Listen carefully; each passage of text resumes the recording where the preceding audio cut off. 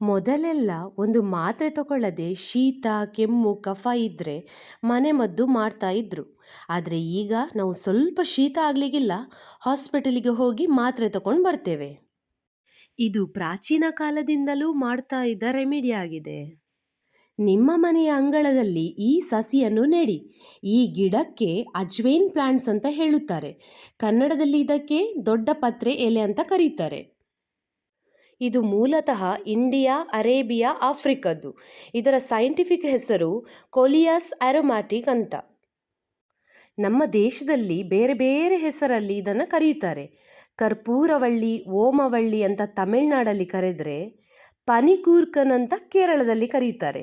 ಹಿಂದಿಯಲ್ಲಿ ಇದಕ್ಕೆ ಅಜ್ವೈನ್ ಕ ಪತ್ತ ಅಂತ ಹೇಳ್ತಾರೆ. ಗುಜರಾತಲ್ಲಿ ಇದನ್ನು ಓವಾ ಪಾನ್ ಅಂತ ಕರೀತಾರೆ. ನಮ್ಮ ಕೊಂಕಣಿಯಲ್ಲಿ ಇದನ್ನು ಸಾಂಬಾರ್ ಪಾನ ಅಂತ ಕರೆಯುತ್ತಾರೆ. ಈ ವಿಡಿಯೋದಲ್ಲಿ ನಾನು ದೊಡ್ಡ ಪತ್ರೆ ಎಲೆಯನ್ನು ಯೂಸ್ ಮಾಡಿ ಯಾವುದೆಲ್ಲ ರೆಮಿಡಿ ಮಾಡ್ಬೋದು ಮನೆಯಲ್ಲೇ ಅಂತ ಹೇಳಿಕೊಡ್ತೇನೆ. ಬನ್ನಿ ಸ್ಟಾರ್ಟ್ ಮಾಡುವ. ಮೊದಲಿಗೆ ಈ ದೊಡ್ಡ ಪತ್ರೆ ಎಲೆಯನ್ನು ಸರಿಯಾಗಿ ವಾಶ್ ಮಾಡಬೇಕು. ಸ್ವಲ್ಪ ಮಣ್ಣೆಲ್ಲ ಇರ್ಬೋದು, ಅದಕ್ಕಾಗಿ ಸರಿಯಾಗಿ ವಾಶ್ ಮಾಡಿ ಇಟ್ಕೊಳ್ಬೇಕು. ಇದನ್ನು ಸ್ಮಾಲ್ ಸ್ಮಾಲ್ ಪೀಸಸ್ ಆಗಿ ಈಗ ಕಟ್ ಮಾಡಲಿಕ್ಕುಂಟು.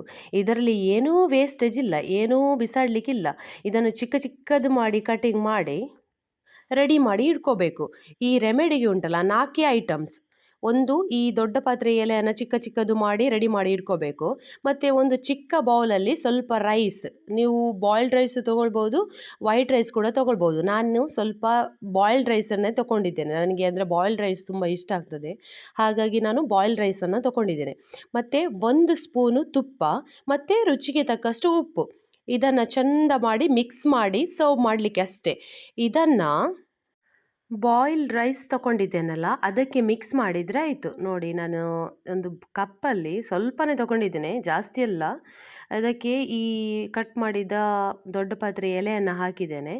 ಸ್ವಲ್ಪ ತುಪ್ಪ ಮತ್ತು ಉಪ್ಪು ಹಾಕಿದರೆ ಆಯಿತು.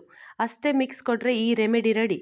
ಇದನ್ನು ಉಂಟಲ್ಲ, ನೀವು ಸಲಾಡ್ ರೂಪದಲ್ಲಿ ಬಿಫೋರ್ ಫುಡ್, ನೀವು ಡಯಟ್ ಎಲ್ಲ ಮಾಡ್ತಿದ್ರಾದರೆ ಬಿಫೋರ್ ಫುಡ್ ಇದನ್ನು ನೀವು ಯೂಸ್ ಮಾಡಬೇಕು. ಯಾರಿಗೆಲ್ಲ ಡೈಜೆಷನ್ ಸರಿಯಾಗಿ ಆಗೋದಿಲ್ಲ, ಗ್ಯಾಸ್ಟ್ರಿಕ್ ಪ್ರಾಬ್ಲಮ್ ಎಲ್ಲ ಇದೆ ಅಂಥವರಿಗೆ ಉಂಟಲ್ಲ ಇದು ಬೆಸ್ಟ್ ರೆಮಿಡಿ. ಮತ್ತು ತಿನ್ನಲಿಕ್ಕೆ ಕೂಡ ಟೇಸ್ಟ್ ಇಲ್ಲಿ ತುಂಬ ಚೆನ್ನಾಗಿರುತ್ತೆ. ನೀವು ಒಂದ್ಸಲ ಟ್ರೈ ಮಾಡಿ ನೋಡಿ, ಮತ್ತೆ ನನಗೆ ಹೇಳಿ ಹೇಗಿರ್ತದೆ ಅಂತ. ಸಲಾಡ್ ರೀತಿಯೇ ಇರುತ್ತೆ, ತುಂಬ ಸೂಪರ್ ಆಗಿರುತ್ತೆ. ಇದು ಚಿಕ್ಕವರಿಗೆ ದೊಡ್ಡವರಿಗೆ ಎಲ್ರಿಗೂ ಆಗತ್ತೆ. ನಾನು ಇದು ಮಾಡಬೇಕಾದ್ರೆ ನನ್ನ ನೇಬರ್ ಒಬ್ಳು ಬಂದಳು, ಸೊ ಅವಳಿಗೆ ಸರ್ವ್ ಮಾಡಿದೆ. ಅವಳಂತೂ ಉಂಟಲ್ಲ ತುಂಬ ಇಷ್ಟಪಟ್ಟು ಇದನ್ನು ತಿಂದಳು. ಸೊ ನನಗಂತೂ ತುಂಬ ಖುಷಿ ಆಯಿತು.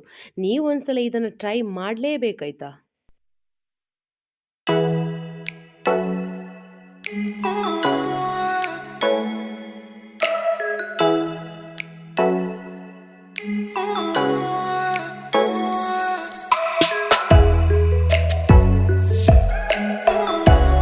ನೆಕ್ಸ್ಟ್ ರೆಮಿಡಿಗೆ ಹೋಗುವ. ಈ ರೆಮಿಡಿಯಲ್ಲಿ ಏನಂದರೆ, ಅಜ್ವೈನನ್ನು ಯೂಸ್ ಮಾಡಿ, ಅಂದರೆ ದೊಡ್ಡ ಪತ್ರೆ ಎಲೆಯನ್ನು ಯೂಸ್ ಮಾಡಿ ಮನೆಯಲ್ಲೇ ಹೇಗೆ ಆರ್ಗ್ಯಾನೋ ಪೌಡ್ರನ್ನು ಯೂಸ್ ಮಾಡುವುದು ಅಂತ. ಬಿಸಿಯಾದ ತವಾಕ್ಕೆ ಉಂಟಲ್ಲ, ನಾವು ಈ ಅಜ್ವೈನದ ಎಲೆಯನ್ನು ಹಾಕಿಡಬೇಕು. ಇದು ಉಂಟಲ್ಲ ನೀರು ಬಿಟ್ಟು ಸರಿ ಡ್ರೈ ಆಗಬೇಕು, ಅಷ್ಟು ತನಕ ಇದನ್ನು ಪ್ಯಾನಲ್ಲೇ ಬಿಡಬೇಕು. ಸರಿ ಡ್ರೈ ಆಗಬೇಕು, ಅಷ್ಟು ತನಕ ಇದನ್ನು ನಾವು ಬಾಡಿಸ್ತಾ ಹೋಗಬೇಕು. ಈ ಎಲೆನುಂಟಲ್ಲ ಬಿಸಿಲಿಗೆ ಹಾಕಿ ಹಾಗೆ ಕೂಡ ನಾವು ಅದನ್ನು ಒಣಗಿಸ್ಬೋದು. ನಾನಿಲ್ಲಿ ಡೈರೆಕ್ಟ್ ತವ ಮೇಲೆ ಇಟ್ಟು ಹಾಗೆ ಮಾಡ್ತಾ ಇದ್ದೇನೆ ನಿಮಗೆ ತೋರಿಸ್ಲಿಕ್ಕಂತ. ಅಥವಾ ನೀವು ಬಿಸಿಲಿಗೆ ಕೂಡ ಒಣಗಿಸ್ಲಿಕ್ಕೆ ಹಾಕ್ಬೋದು. ಬಿಸಿಲಿಗೆ ಒಣಗಿಸಿ ಹಾಕಿದರೆ ಕೂಡ ಉಂಟಲ್ಲ ಇದೇ ರೀತಿ ಆಗ್ತದೆ. ನೋಡಿ, ಹೀಗೆ ಸ್ವಲ್ಪ ಬಾಡಿಸಿದರೆ ನೋಡಿ ಈ ರೀತಿ ಆಗ್ತದೆ. ಈ ರೀತಿ ಇದನ್ನು ಒಂದು ಸಪ್ರೇಟ್ ಬೌಲಿಗೆ ಶಿಫ್ಟ್ ಮಾಡಿ ನೀವು ಇದನ್ನು ಇನ್ನು ಇದನ್ನು ಕ್ರಷ್ ಮಾಡಿದರೆ ಆಯಿತು. ಕ್ರಷ್ ಮಾಡಿದರೆ ನಿಮ್ಮ ಮನೆಯಲ್ಲೇ ರೆಡಿ ಮಾಡಿದ ಆರ್ಗ್ಯಾನೋ ಪೌಡರ್ ರೆಡಿ.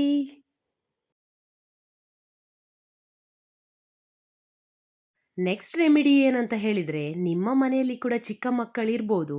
ಸ್ವಲ್ಪ ವೆದರ್ ಚೇಂಜ್ ಆಗುವಾಗ ಮಕ್ಕಳಿಗೆ ಶೀತ, ನೆಗಡಿ, ಕೆಮ್ಮು, ಕಫ ಆಗ್ಬೋದು.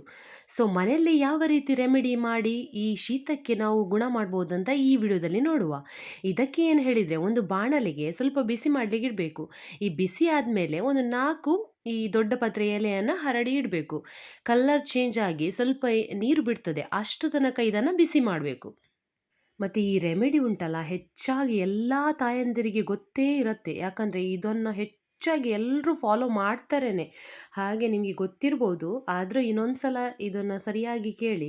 ನಿಮ್ಮ ಮಕ್ಕಳಿಗೆ ಉಂಟಲ್ಲ, ನೀವು ಅಂದರೆ ಬಾಯಿಗೆ ಏನೂ ಕೊಡದೆ ಕೂಡ ಇದನ್ನು ನೀವು ಖಾಲಿ ಈ ನೆತ್ತಿಗೆ ಹಾಕಿ, ಅಥವಾ ನಿಮಗೆ ಕಫ ಇದ್ದರೆ ನಿಮಗೆ ಆ ಮಕ್ಕಳಿಗೆ ಎದೆಯ ಭಾಗದಲ್ಲಿ ಉಜ್ಜಿ, ಮತ್ತು ಇಡೀ ಮೈಗೆ ಇದನ್ನು ಉಜ್ಜಿದ್ರೆ, ಇದರ ರಸ ಹಾಕಿದರೆ ಆಯಿತು ಅಷ್ಟೆ. ಈಗ ಇದು ರೆಡಿಯಾಗಿದೆ. ಈಗ ಇದನ್ನು ತೆಗೆದು ನೆತ್ತಿಯ ಭಾಗದಲ್ಲಿ ಹಾಕಿದರೆ ಆಯಿತು. ಸೊ ಈ ಬಾಡಿಸಿದ ಈ ಎಲೆಯನ್ನು ತೆಗೆದು ಕರೆಕ್ಟ್ ನಮ್ಮ ತಲೆಯ ನೆತ್ತಿ ಭಾಗ ಉಂಟಲ್ಲ, ಈ ಭಾಗದಲ್ಲಿ ಇದನ್ನು ರಸ ಹಾಕಬೇಕು. ಯಾವುದೇ ಶೀತ ಇದ್ದರೂ ಬೇಗ ಗುಣ ಆಗ್ತದೆ. ಬನ್ನಿ ಇನ್ನು ನೆಕ್ಸ್ಟ್ ರೆಮಿಡಿಗೆ ಹೋಗುವ. ಈ ರೆಮಿಡಿಯಲ್ಲಿ ಏನು ಹೇಳಿದರೆ, ಫಸ್ಟ್ ಈ ಅಜ್ವೈನ್ ಎಲೆ ಇದೆಯಲ್ಲ, ಇದನ್ನು ಸರಿಯಾಗಿ ವಾಶ್ ಮಾಡಬೇಕು. ಆಗ ನಾನು ಹೇಗೆ ಈ ಚಿಕ್ಕ ಚಿಕ್ಕ ಪೀಸಾಗಿ ಕಟ್ ಮಾಡಿದೆ, ಅದೇ ರೀತಿ ಇದನ್ನು ಕೂಡ ಅದೇ ರೀತಿ ಚಿಕ್ಕ ಚಿಕ್ಕದು ಮಾಡಿ ರೆಡಿ ಮಾಡಿ ಇಡಬೇಕು. ಮತ್ತು ಇದಕ್ಕೆ ಹನಿ ಮಿಕ್ಸ್ ಮಾಡಿ ಬೆಳಗ್ಗಿನ ಸಮಯದಲ್ಲಿ ಖಾಲಿ ಹೊಟ್ಟೆಗೆ ಇದನ್ನು ತಿನ್ನಬೇಕು. ಖಾಲಿ ಅಜ್ವೈನ್ ಎಲೆ ಚಿಕ್ಕ ಚಿಕ್ಕ ಮಾಡಿದ್ದು, ಅದಕ್ಕೆ 1 ಟೇಬಲ್ ಸ್ಪೂನಷ್ಟು ಹನಿ ಮಿಕ್ಸ್ ಮಾಡಿ ಇದನ್ನು ರೆಡಿ ಮಾಡಿ ಬೆಳಿಗ್ಗೆ ಖಾಲಿ ಹೊಟ್ಟೆಗೆ ಇದನ್ನು ತಿನ್ನಬೇಕು. ಹೀಗೆ ನೀವು ಖಾಲಿ ಹೊಟ್ಟೆಗೆ ಇದನ್ನು ತಿನ್ನೋದ್ರಿಂದ ನಿಮ್ಮ ಇಮ್ಯುನಿಟಿ ಪವರ್ ಕೂಡ ಜಾಸ್ತಿ ಆಗುತ್ತೆ, ಮತ್ತು ನಿಮಗೆ ಡೈಜೆಷನ್ ಕೂಡ ಸರಿಯಾಗಿ ಆಗತ್ತೆ. ಮತ್ತು ಇದು ವೆಯ್ಟ್ ಲಾಸ್ ರೆಸಿಪಿ ಕೂಡ. ನಿಮಗೆ ವೆಯ್ಟ್ ಲಾಸ್ ಮಾಡಲಿಕ್ಕೆ ಬೇಕಾದರೆ ಈ ರೀತಿ ಕೂಡ ನೀವು ಟ್ರೈ ಮಾಡ್ಬೋದು. ನಿಮಗೆ ಇದು ಒಳ್ಳೆ ರೆಮಿಡಿ. ಬನ್ನಿ ನೆಕ್ಸ್ಟ್ ರೆಮಿಡಿಗೆ ಹೋಗುವ. ಈ ರೆಮಿಡಿಯಲ್ಲಿ ಏನು ಹೇಳಿದರೆ, ನಿಮಗೆ ಈಗ ಚೆನ್ನಾಗಿ ಊಟ ಮಾಡ್ತೀರಾ. ಊಟ ಮಾಡಿ ಆದಮೇಲೆ ಕೆಲವರು ಗ್ರೀನ್ ಟೀ ಅದೆಲ್ಲ ಕುಡಿಯುವುದುಂಟು, ನಾನು ಬೇಡ ಅಂತ ಹೇಳೋದಿಲ್ಲ. ಆದರೆ ನೀವು ಮನೆಯಲ್ಲೇ ಈ ರೀತಿ ಒಂದು ಡ್ರಿಂಕ್ ಮಾಡಿದರೆ ಇದು ಡೈಜೆಷನ್ನಿಗೆ ತುಂಬ ಒಳ್ಳೆಯದು. ಇದನ್ನು ಹೇಗೆ ಮಾಡೋದು ಅಂತ ನೋಡುವ. ಇಲ್ಲಿ ನಾನು 2 ಗ್ಲಾಸ್ ನೀರನ್ನು ಕುದಿ ಬರಲಿಕ್ಕೆ ಇಟ್ಟಿದ್ದೇನೆ. ಅದಕ್ಕೆ ಈಗ ಅಜ್ವೈನ್ ಎಲೆಯನ್ನು ಹಾಕಿ ಸರಿಯಾಗಿ ಕುದಿಸಲಿಕ್ಕೆ ಇಡಬೇಕು. ಆ 2 ಗ್ಲಾಸ್ ಉಂಟಲ್ಲ, 1 ಗ್ಲಾಸ್ ತನಕ ಬರಬೇಕು, ಅಷ್ಟು ಕುದಿ ಬರಲಿಕ್ಕೆ ಬಿಡಬೇಕು.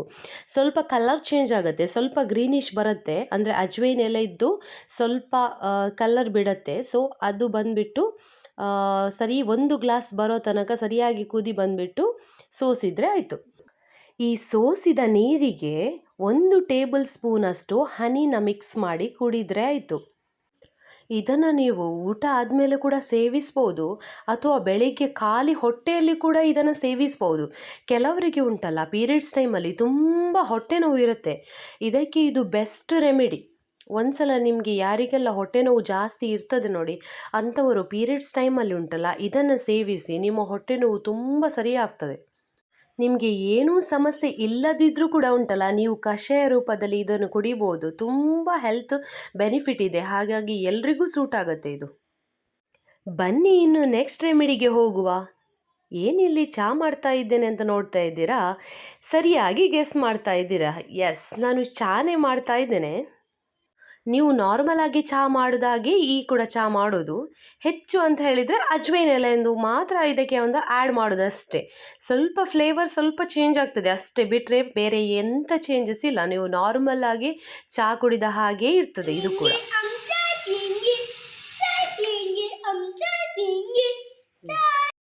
ಬನ್ನಿ, ನಮ್ಮ ಸ್ಪೆಷಲ್ ಟೀ ರೆಡಿ ಇದೆ, ಇದನ್ನು ಸರ್ವ್ ಮಾಡಿದರೆ ಆಯಿತು.